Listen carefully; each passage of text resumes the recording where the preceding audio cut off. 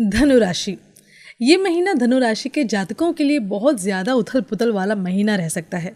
महीने की शुरुआत में ही 6 ग्रहों का प्रभाव आपके दशम भाव पर होने से करियर में उतरसन आपकी स्थितियां रहेंगी। ऐसे में आपको अपने कार्यस्थल पर संभल कर रहना होगा, क्योंकि बात बात में कोई ऐसी बात बिगड़ सकती है जिससे कार्य क्षेत्र में परेशानी आ सकती है। इसलिए आपको सावधानी बरतनी होगी। बिजनेस करने वाले जातकों को अपने व्यावसायिक साझेदार से अच्छे संबंध बनाए रखने पर ध्यान देना होगा। वैसे व्यापार के लिए समय अच्छा रहेगा। पारिवारिक जीवन में तनाव रहेगा और घर के बुजुर्गों का स्वास्थ्य बिगड़ सकता है, उस पर ध्यान दें और घर में शांति बनाए रखने की कोशिश करें। प्रेम संबंधों के लिए अच्छा समय रहेगा और आप अपने प्रियतम के साथ विवाह के बारे में चर्चा करते दिखाई देंगे, यानी कि विवाह करने के बारे में विचार कर सकते हैं। पहले से विवाहित जातकों को अपने जीवन साथी के क्रोध का सामना करना पड़ सकता है, जिससे रिश्ते में कुछ समय के लिए खटास पड़ सकती है। इसके परिणाम स्वरूप आपको सावधानी दिखाते हुए अपने रिश्ते को संभालना होगा और अपने आत्मसम्मान को भी बनाए रखना होगा। विद्यार्थी वर्ग के लिए ये महीना अनुकूल रहेगा और आप अपनी पढ़ाई पर ध्यान केंद्रित करने में सफल हो सकेंगे। बेरोजगार जातकों को नौकरी की प्राप्ति हो सकती है, लेकिन स्वास्थ्य उतार चढ़ाव से भरा रहने वाला है और खर्चे भी अधिक होंगे, इसलिए आमदनी पर भी ध्यान देना होगा। विदेश जाने के बारे में विचार बना सकते हैं और ऐसे में किसी लंबी ट्रैवलिंग पर जा सकते हैं। करियर के दृष्टिकोण से ये महीना उतार चढ़ाव से भरा रहने वाला है। आपके दशम भाव में सूर्य, बुध, केतु विराजमान रहेंगे। साथ ही उनके ऊपर राहु, बृहस्पति और मंगल का प्रभाव भी रहेगा। इस प्रकार एक साथ 6 ग्रह आपके दशम भाव को प्रभावित करेंगे, जिससे आपके लिए कार्य क्षेत्र में जमे रहना बड़ा मुश्किल काम होगा। ऐसे में आपके मन में अनेक प्रकार की बातें बार बार आती जाती रहेंगी और कार्यस्थल का माहौल भी बिगड़ेगा, इसलिए आपको सावधानी रखनी होगी। छठे भाव के स्वामी शुक्र महाराज एकादश भाव में विराजमान रहेंगे, जिससे नौकरी में आपको पदोन्नति और तनख्वाह में वृद्धि की सौगात भी मिल सकती है। 10 अक्टूबर से बुध और 17 अक्टूबर से सूर्य दशम भाव से निकलकर एकादश भाव में आएंगे, जिसके परिणाम स्वरूप आपके वरिष्ठ अधिकारियों का सहयोग आपको प्राप्त होगा और नौकरी में सुधार होगा। आप अपने काम पर ज्यादा ध्यान दे पाएंगे और सफल हो पाएंगे। बिजनेस कर रहे जातकों को भी अपने क्रोध पर नियंत्रण रखना होगा।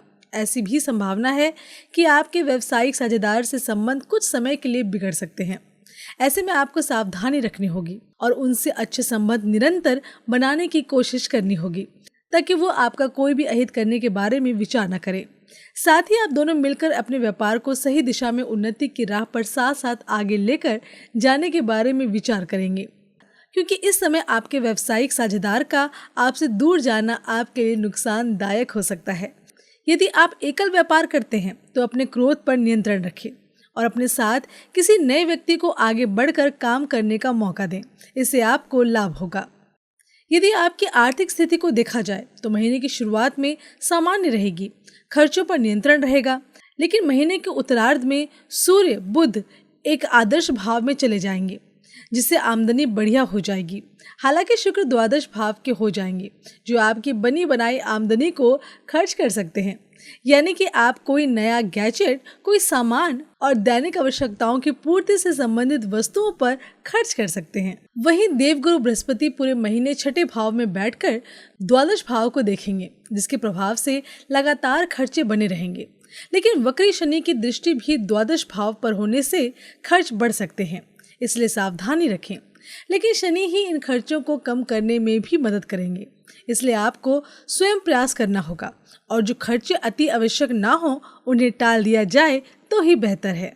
इससे आपका बहुत सारा धन आपके पास रहेगा और आपकी आर्थिक स्थिति सुदृढ़ होगी। ये महीना स्वास्थ्य के दृष्टिकोण से कमजोर रहने की संभावना है, क्योंकि आपके राशि स्वामी बृहस्पति महाराज इस पूरे महीने छठे भाव में विराजमान रहने वाले हैं और वो 9 अक्टूबर से वक्री अवस्था में भी आ जाएंगे। वहीं मंगल महाराज जो 20 अक्टूबर तक आपके सप्तम भाव में हैं, वो भी 20 अक्टूबर से आपके अष्टम भाव में चले जाएंगे, जिससे स्वास्थ्य समस्याएं बढ़ सकती हैं। शुक्र महाराज 13 अक्टूबर से द्वादश भाव में प्रवेश कर जाएंगे, जिन पर बृहस्पति और शनि की दृष्टि होगी। इन सभी वजहों से स्वास्थ्य समस्याएं आपको पीड़ित कर सकती हैं। विशेष रूप से छाती का इन्फेक्शन या अनेक प्रकार की समस्याएं आपको परेशान कर सकती हैं। ऐसे में आपको अपने स्वास्थ्य को बेहतर बनाने के लिए कुछ नए प्रयास करने की आवश्यकता होगी। यदि आप किसी प्रेम संबंध में हैं तो महीने की शुरुआत बहुत शानदार रहने वाली है, क्योंकि पंचम भाव के स्वामी मंगल महाराज सप्तम भाव में विराजमान होंगे। ऐसे में महीने की शुरुआत में एक आदर्श भाव के स्वामी और प्रेम के कारक शुक्र महाराज एक आदर्श भाव में विराजमान रहकर पंचम भाव पर पूर्ण दृष्टि डालेंगे, जिससे आपके रिश्ते में मधुरता के साथ साथ प्रेम में भी वृद्धि होगी। आपके बीच रोमांस के योग बनेंगे और आपस में प्रेम बढ़ेगा। एक दूसरे के दिल में आप जगह बनाएंगे और आप एक दूसरे के लिए बहुत कुछ करेंगे, जिससे आप और आपकी प्रियतम के बीच नज़दीकियां बढ़ने से आपका रिश्ता और परिपक्व होगा। हालांकि महीने के उत्तरार्ध में यानी कि जब शुक्र द्वादश भाव में 13 अक्टूबर को चले जाएंगे, वहीं बुध 10 अक्टूबर से और सूर्य 13 अक्टूबर से एकादश भाव में आकर पंचम भाव को देखेंगे तथा पंचम भाव के स्वामी 20 अक्टूबर से अष्टम भाव में चले जाएंगे। तब आपको थोड़ा सावधान रहना होगा। कुछ रिश्तों से संबंधित पुरानी बातें सामने आ सकती हैं, जिससे एक दूसरे को परेशानी हो सकती है। लेकिन यदि आप अपने रिश्ते को लेकर दृढ़ प्रतिज्ञ हैं और एक दूसरे से सच्चा प्रेम करते हैं, तो कोई भी चुनौती आपका कुछ नहीं बिगाड़ पाएगी और आपका रिश्ता भी बना रहेगा। इसलिए स्वयं को महत्व दें। यदि आप किसी से प्यार करते हैं तो अपने मन की बात उन तक पहुंचा सकते हैं और विवाह की बात भी कर सकते हैं, क्योंकि सफलता मिलने के योग बन रहे हैं। पहले से ही विवाहित जातकों को कुछ चुनौतियों का सामना करना पड़ सकता है। जीवन साथी को कार्य क्षेत्र में समस्याएं आएंगी। उन्हें समझाने बुझाने तथा उनके साथ देने के चक्कर में आप अपने रिश्ते में भी थोड़ी सी समस्या महसूस कर सकते हैं।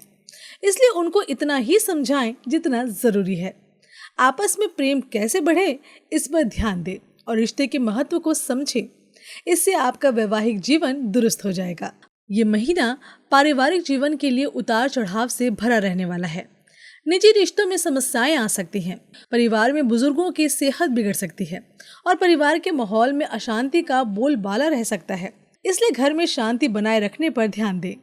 भाई बहन आपके साथ रहेंगे, लेकिन उनकी किसी बात को लेकर आप बुरा मान न जाएं। ऐसा उन्हें डर रहेगा, क्योंकि आप उनकी छोटी छोटी बात को बारीकी से देखेंगे। ऐसे में आपके उनसे संबंध बिगड़ने के आसार हैं।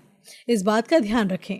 दूसरे भाव में शनि महाराज तीसरे भाव में वक्री अवस्था में विराजमान रहेंगे, जिससे आप अपने भाई बहनों की हर संभव मदद करेंगे और उनके प्रति आपका प्रेम बढ़ेगा।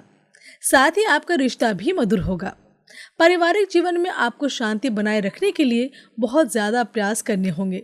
हालांकि इस महीने के उत्तरार्ध में जाकर आप सफल हो सकते हैं। अब बात कर लेते हैं उपायों की। इस महीने उपाय के तौर पर आपको प्रतिदिन सूर्य देव को अर्घ देना चाहिए। सूर्याष्टक का पाठ करना चाहिए। सूर्याष्टक का पाठ करना आपके लिए लाभदायक रहेगा। अपने ही राशि स्वामी देवगुरु बृहस्पति के बीज मंत्र का जाप करें। गुरुवार के दिन ब्राह्मणों की सेवा करें और उन्हें भोजन कराएं। साथ ही किसी विद्वान बालक की भी मदद कर सकते हैं।